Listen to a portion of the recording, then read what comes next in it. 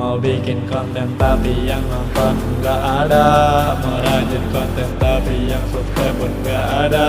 Aku bingung tapi yang nge-like juga nggak ada.